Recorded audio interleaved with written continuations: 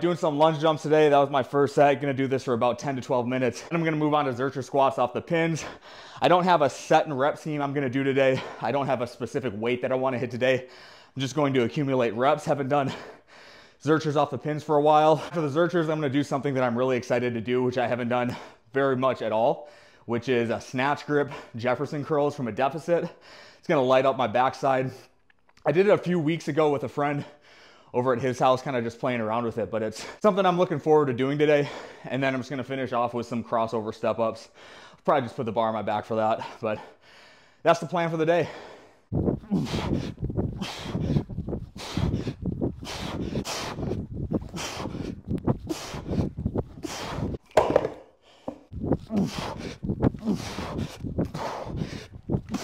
With these lunge jumps, just like any other sort of jump, you can get really creative with it.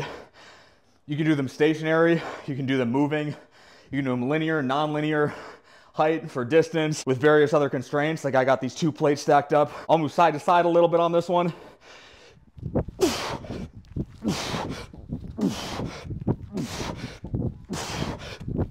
One thing I like having my clients do when I have them do lunge jumps is give them a hurdle. I'm just gonna treat this like a hurdle and have them go laterally side to side over it.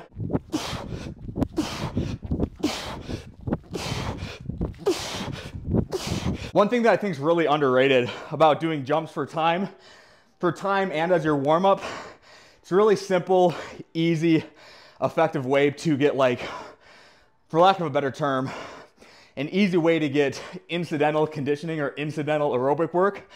I got my heart rate spiked right now. I'm breathing pretty heavy, taking rest as needed. I'm getting a little bit of conditioning work right now, but the conditioning feeling that I'm getting right now isn't too intense that it's gonna hinder my ability to squat after this. And now I'm gonna go for width. So I gotta get across both plates here.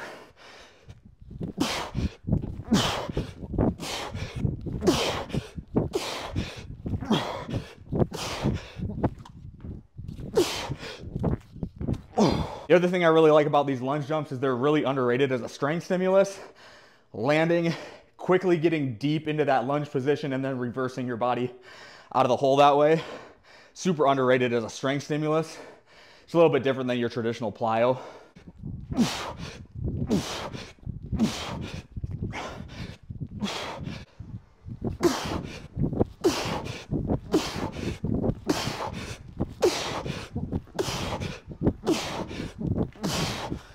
Zercher squats off the pins here. 14-minute density set. I don't even have a goal number of reps I want to get. I'm just going to work. I'm probably going to hit triples, maybe doubles. I'm going to do triple for this first set. That's all I know. And then after that, I'll decide how many reps I want to do per set. But yeah, like I said, I'm not going for a specific amount of reps. I'm not really competing with anything. Just 14 minutes on the clock and get work done for 14 minutes.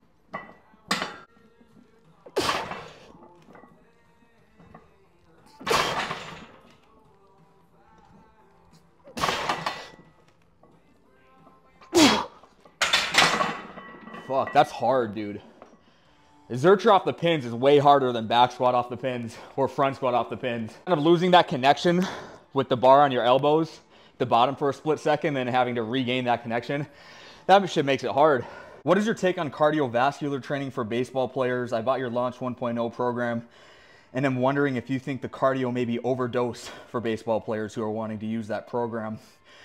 Yeah, I mean, if you're in season and you're a baseball player, you just have to decide what the right amount of dose of cardio is for you.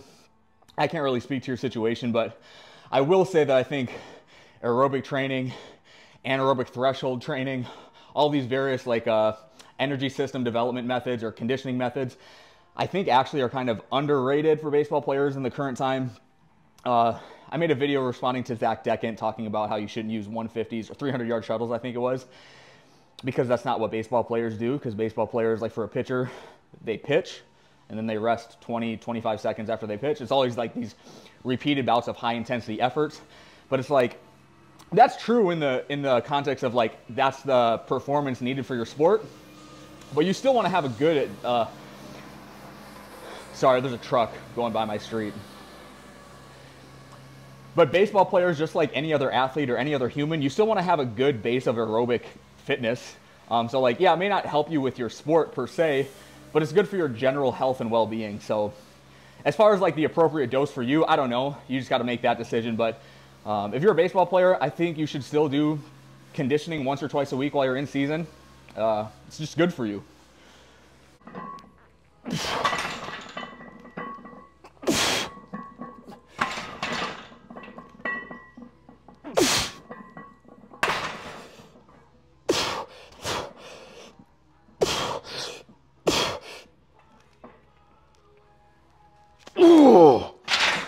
Yeah, I lost it at the bottom there. Roll away from me.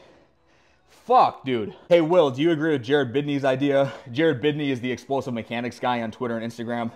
Do you agree with Jared's idea that box squats develop rate of force development and therefore should be trained to get faster? He also has correlative data to match squat to body weight ratio and 40-yard dash time.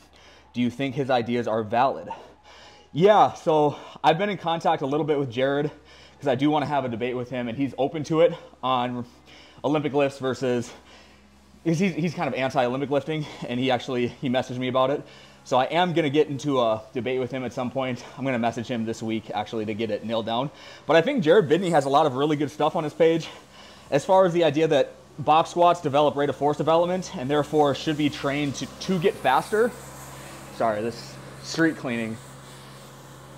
I think there's truth to it, but then again, I would always say that like any good, hard quality training is going to develop rate of force development. So that's never like, improving rate of force development is never really a goal of mine in terms of exercise selection. So I would disagree with him on that point. And then I'm sure he does have some correlative data to match that. But then the problem with that is then you can kind of run into this problem of Goodhart's law, where now you're trying to, instead of trying to improve like performance or trying to improve the athlete, trying to level up the athlete, you're trying to find this correct, you're trying to search for this optimal squat to body weight ratio, and then you kind of lose sight of what the actual importance of training is.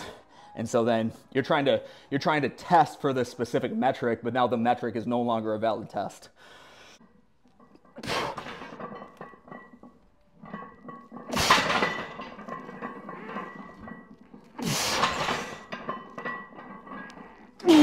Kind of a dumb question, but what's most important for young kids? A, sports and physical conditioning. B, reasoning and critical thinking. C, being outdoors more often. D, getting into a hobby/career at an earlier age. Anything else you can think of? That's a really good question. Thinking about my daughter and what I'm going to prioritize for her when she kind of gets into like more like a toddler age, and then elementary age, and then through adolescence and puberty, I am probably going to emphasize sports and physical conditioning and reasoning and critical thinking. Being outdoors, I think, is good, but I wouldn't put that above sports and physical conditioning, because I think a lot of the reason for people wanting to be outdoors, yes, of course, nature is important. The other side of that is being outdoors forces you to be more physically active, but if you're in sports and you're in physical conditioning, you're going to be more physically active than if you're not. So I would say sports and physical conditioning and reasoning and critical thinking would be the two top answers of those four. So what is your current training split? So I just do my own training team, my Haas concurrent training team. That's the training that I do. So all the stuff you see me post on Instagram and YouTube, this is Haas concurrent. Currently the split is upper lower. So Monday, Thursday is upper, Tuesday, Friday is lower, and Wednesdays and Saturdays would be speed and plyos.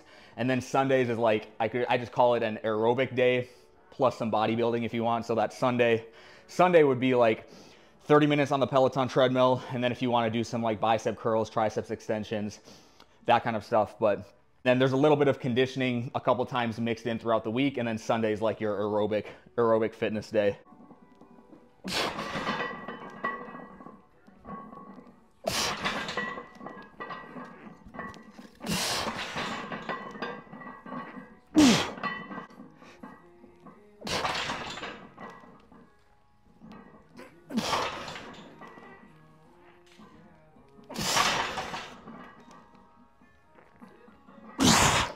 Got these snatch grip deficit Jeffersons. Oh, excited for this.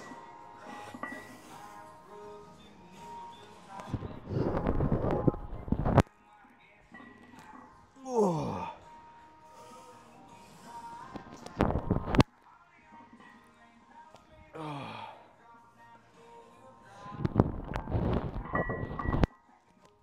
The hard part about this is when you're flexed over and you're bent all the way over and that bar is hanging and pulling you down. It's just hard to maintain balance because you want to relax.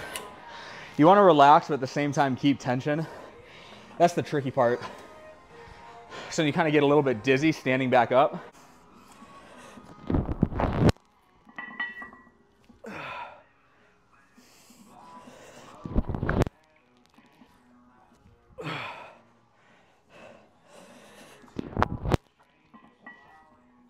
So what's too early of an age for kids to start training? It just depends on their maturity level. So currently I work with an 8-year-old and a 10-year-old. It's a brother and sister. And so one thing I think that is important for youth kids who are like that age, want them to get good at grinding through reps.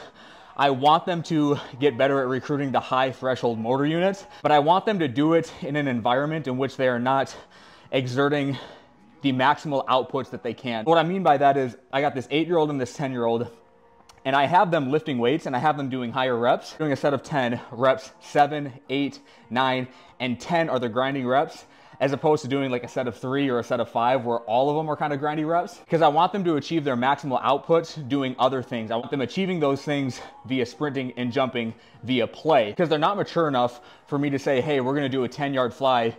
You run that sprint as fast as you can. They need to do it in an engaging way where it's in play and then achieve those outputs in that type of environment. So I don't know what the right age is for kids to start. It depends on their maturity level, but I do think it is positive for them to start lifting weights. Like 8 years old is not too young to start lifting weights. I'm just not gonna have him do like sets of 5 or less. We're gonna do higher reps. We want him like bypassing the smaller motor units to get to the high threshold motor units. So like, that's my angle on it all. And then one more thing regarding kids and plyos. I think it's more important for them to just get the ground contacts in regarding plyos. Still, yeah, you still want to encourage them to jump high and to jump far, but they're probably better off being fluid, getting some rhythm, getting the timing and coordination that comes along with plyos, as opposed to like max effort, max output, jumping for distance, jumping for height.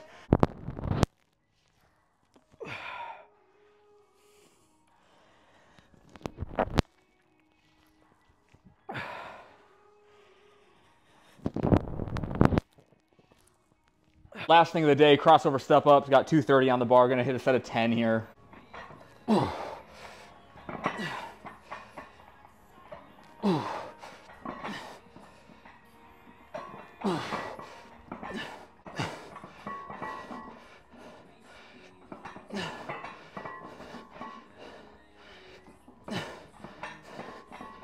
That's all I got. I'm gonna do one more set. I don't need to show you the next set. Thanks for watching, guys.